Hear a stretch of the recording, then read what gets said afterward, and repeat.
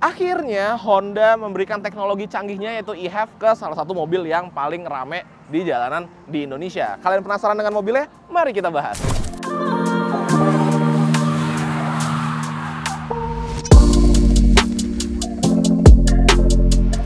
Halo Sobat Setir, selamat datang di Setir Kanan. Balik lagi sama gue Narendra, dan pada kesempatan kali ini di sebelah gue ada Honda HR-V eHEV.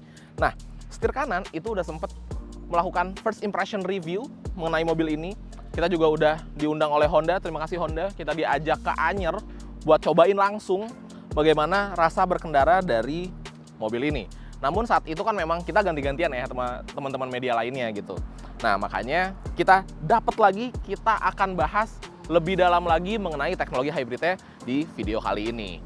Honda HR-V merupakan bisa dibilang pioneer ya Sobat Setir di kelasnya di Indonesia gitu. Dia pemain pertama, mobilnya laku banget, orang-orang suka banget karena memang rasa berkendaranya ciri khas Honda. Nah, di mobil ini udah rasa berkendaranya ciri khas Honda, disematkan lagi teknologi hybrid. Karena memang kalau bahasanya Honda tuh not all hybrid are equal. Jadi setiap hybrid itu karakternya berbeda, dan di Honda HR-V eHEV ini itu mengedepankan electric first-nya. Jadi memang yang menjadi penggerak utamanya itu adalah hybridnya gitu. Mesin akan ikut membantu kendaraan ketika mobilnya lagi high speed. Singkatnya kayak gitu, tapi pada video kali ini kita akan buktikan kira-kira bagaimana rasa berkendaranya. Nah, sebelum jalan, gue mau ngebahas dulu tipis-tipis mengenai eksteriornya nih Sobat Setir. Di bagian eksterior, sebenarnya memang kalau kita lihat secara overall, mobil ini tuh masih mirip ya dengan HR-V yang sebelum facelift ini. Kan ini emang varian yang bisa dibilang facelift-nya lah. Facelift dan mendapatkan teknologi hybridnya gitu. Di bagian depan yang berbeda banget memang kelihatan di bagian grillnya, yang dimana tadinya tuh grillnya kan dia bentuknya rada trapesium gitu ya. Nah sekarang tuh dia lebih mengotak lah, lebih kelihatan fresh, lebih kelihatan Jepang lagi desainnya. Selain itu tentunya di bagian logo Hondanya itu ada aksen biru-biru karena ya electric vibe. Kemudian di bagian lampunya juga dia tidak menggunakan LED biasa, tapi sudah terdapat LED proyektor yang dimana lampunya tuh aktif Sobat Setir. Jadi ketika auto high beam-nya nyala, terus ada kendaraan yang berlawanan arah, maka dia bisa nge-adjust nih agar tidak menyilaukan pengendara lainnya. Jadi lebih safety untuk kita, lebih safety untuk pengendara lainnya juga. Dan kalau kita lihat unit yang kami review ini bukan eHEV biasa, karena ini adalah yang modulo. Jadi sudah disematkan body kit di bagian depan, samping, dan belakang yang bikin dia lebih kelihatan sporty lagi. Sekarang kita intip bagian sampingnya. Nah, bergeser ke bagian samping sebenarnya tidak ada perubahan yang signifikan nih antara varian yang facelift dengan varian yang pre-facelift. Masih tetap mengandalkan gaya desain gagang pintu belakang yang ngumpet. Itu di generasi pertama di Indonesia ya, atau generasi yang sebelum ini kan juga udah gitu desainnya. Jadi kelihatannya seamless, lebih clean di bagian belakangnya. Untuk velg juga masih sama. Dimensi tentunya juga menjadi primadonanya karena memang ukurannya nggak begitu besar, tapi di dalamnya itu spacious banget gitu ya. Dan kalau kita lihat di bagian samping sama kayak di bagian depan, juga terdapat body kit tambahan dari Modulo tuh di bagian sini. Jadi ya kurang lebih sih masih mirip-mirip lah Sobat Setir, seperti itu. Next kita intip belakangnya. Nah, bergeser ke bagian belakang, yang paling kelihatan perubahannya ada di bagian desain dari lampu belakangnya Sobat Setir. Jadi sekarang ada aksen merahnya nyebrang dari ujung kanan hingga ujung kiri. Tetap yang mika-mika bening gini ya desainnya. Bedanya ya itu tadi, di atasnya itu berwarna merah. Tetap canggih juga, lampunya sudah menggunakan LED jadi terang. Dan di logo Hondanya balik lagi terdapat aksen-aksen biru. Selain itu di sini juga ada logo eHEV, dan yang paling kepake nih pasti buat masyarakat Indonesia adalah sekarang sudah memiliki power tailgate. Nah, jadi kita kalau mau masukin barang itu nggak perlu ngangkat-ngangkat, tinggal pencet aja, bisa baik pencet di sini, pencet di dalam, maupun kita pakai remote-nya Sobat Setir. Untuk bagasi kurang lebih masih sama ya dimensinya. Yang menjadi pembeda utama adalah sekarang di eHEV ini, HR-V eHEV sudah tidak terdapat ban serep lagi. Karena posisi ban serep digantikan dengan baterai. Gitu. Jadi di sini tuh ada baterai, dan kalau kita buka kita dapatnya tire repairment kit. Gitu Sobat Setir. Sebenarnya dari segi bobot seharusnya sih kurang lebih mirip-mirip lah ya, baterai dengan ban serep. Jadi apakah kira-kira akan merubah rasa berkendaranya ya nanti kita cobain. Tapi kalau dari kapasitas bagasinya sih ya masih sama, masih luas, ciri khasnya HR-V. Gitu Sobat Setir. Nice banget ya, gue suka sih nih, power tailgate tuh salah satu fitur yang kepake banget buat gue. Nah, langsung aja tanpa berlama-lama kita langsung coba jalan kali ya. Yuk, berangkat.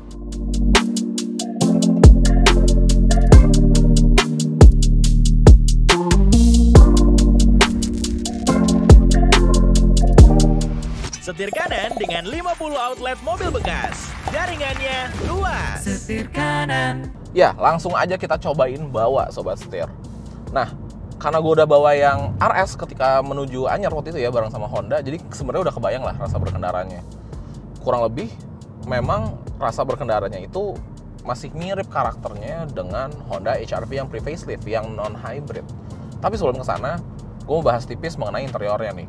Interiornya juga nggak beda sebenarnya, masih sama, dashboardnya masih sama, joknya juga masih sama. Tapi kalau misalkan kita mau bandingin secara equal, unit yang sedang kami review ini kan yang eHEV, itu satu di bawah yang paling atas, yaitu RS.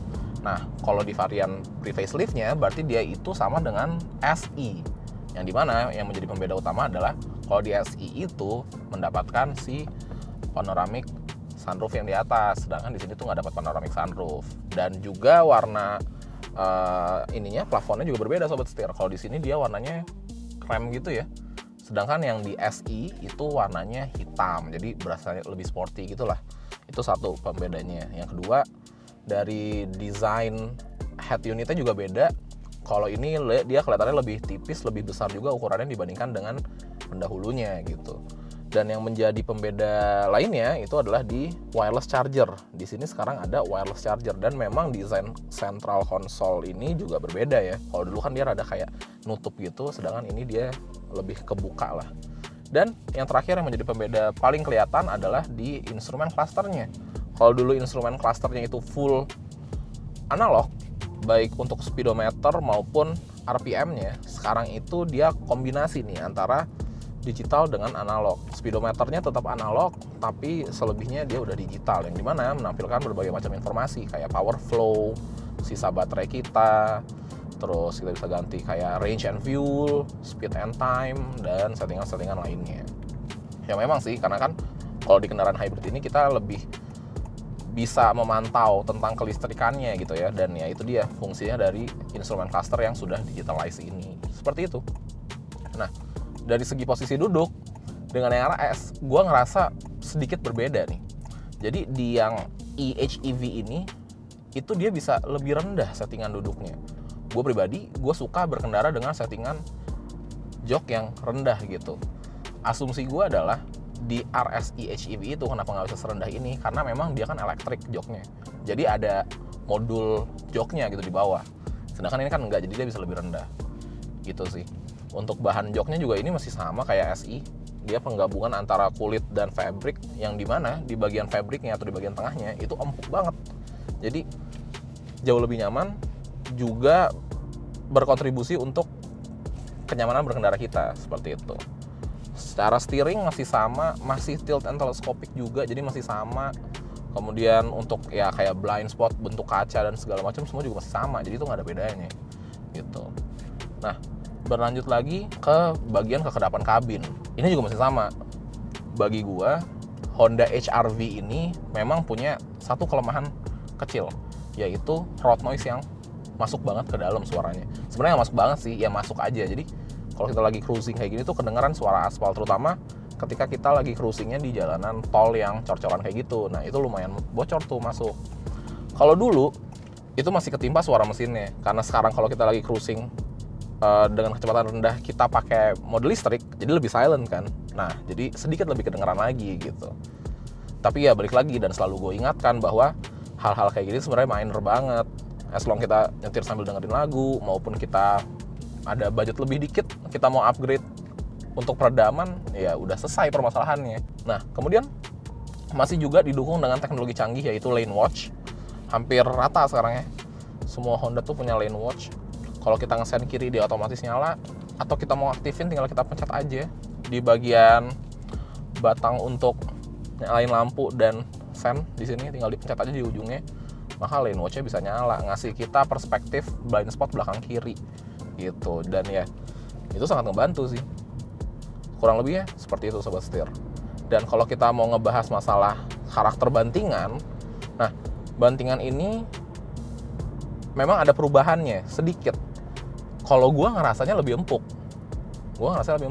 Mungkin selain suspensi yang dituning lagi, atau bisa jadi karena bobot dari baterainya. Kayaknya sih baterainya sedikit lebih berat ya dibandingkan dengan ban serep. Nah, sedikit lebih berat itu justru malah ngasih rasa bantingan yang lebih enak karena mobilnya berasa lebih berbobot gitu. Kayak contoh tadi kita ngelewatin speed bump, itu ya. Nah, ini ada gundukan yang lebih besar. Tuh. Rasanya nyaman, masih empuk banget. Enak banget menurut gue. Walaupun memang dia suspensinya sedikit rada stiff ya, karena itu kan juga menjadi ciri khasnya Honda gitu, yang dimana karakter drivingnya itu enak, karakter drivingnya itu sporty gitu. Nah, itu juga sehubungan dengan handlingnya sih. Handlingnya juga tetap ciri khasnya Honda. Gue suka nih karakter steeringnya Honda. Honda tuh kalau kita lagi low speed kayak gini, lagi putar balik atau lagi mau parkir, steeringnya tuh ringan. Tapi kalau kita kasih sedikit kecepatan, kita kasih sedikit speed, nih ya, kayak misalkan gue mau zigzag nih. Ya. Tuh, gue zigzag dikit, steeringnya tuh berbobot, apalagi kalau kita emang udah beneran high speed ya. Kalau kita belokin tuh berasa bobot dari steeringnya gitu, yang dimana kita jadi lebih confident ketika berkendara. Itu kan udah karakter mobil yang emang fokus ke driving kayak gitu ya, ke driving experience tuh kayak gitu tuh. Dan ya Honda juga kayak gitu, enak banget. Nah, ngebahas masalah teknologi hybridnya, seperti yang gue udah bilang, di mobil ini itu electric first. Jadi yang didahulukan adalah motor listriknya tentunya. Nah, motor listrik ini bermain ketika kita lagi low speed. Jadi kalau kecepatan rendah, lagi cruising santai, itu motor listriknya yang main. Nanti kalau misalkan kita bejek lagi gasnya, kita mau yang high speed, itu baru mesinnya engage gitu. Nah, itu dia yang bikin mobil ini jadi konsumsi bahan bakar irit, terutama ketika kita lagi cruising di dalam kota.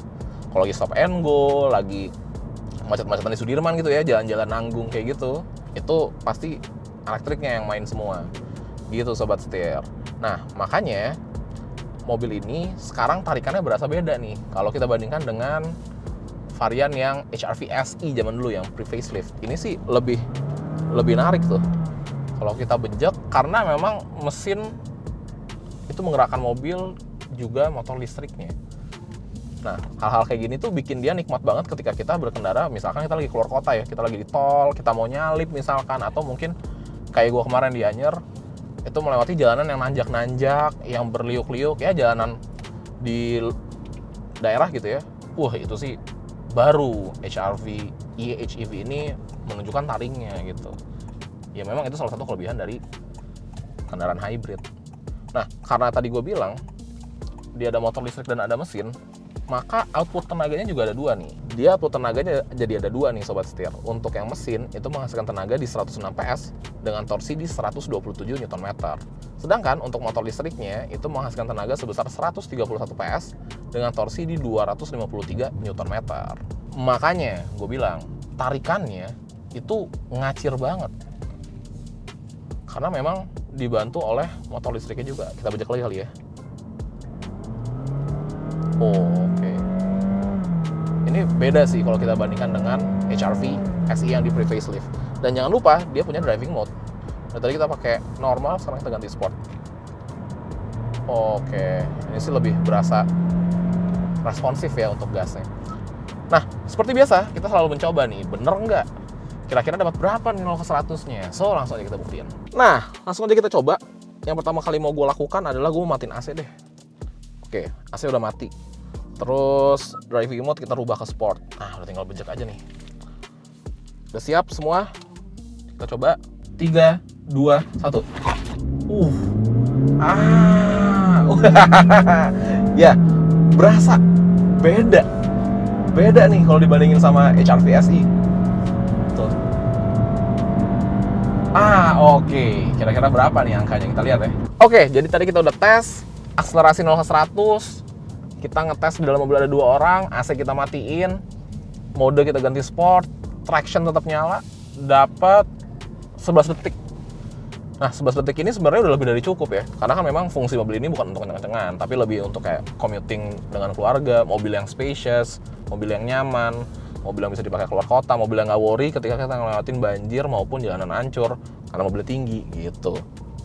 Jadi 1/11, 1/11 lagi. Ya, udah jadi ya? Atau udah. Jadi 11 detik itu sudah lebih dari cukup sobat setir. Dan yang paling penting adalah perbedaannya kalau gue sih ngerasain antara varian yang udah hybrid ini sama yang sebelum hybrid. Yang di sini, yang di hybrid dia lebih ngacir lagi, lebih kencang lagi, thanks to sistem eHEV-nya itu. Mantep.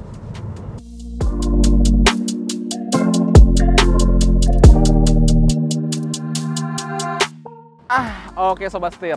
Jadi tadi kita udah cobain bawa sistem hybrid dari eHEV Honda ini memang salah satu yang paling pintar di Indonesia sekarang.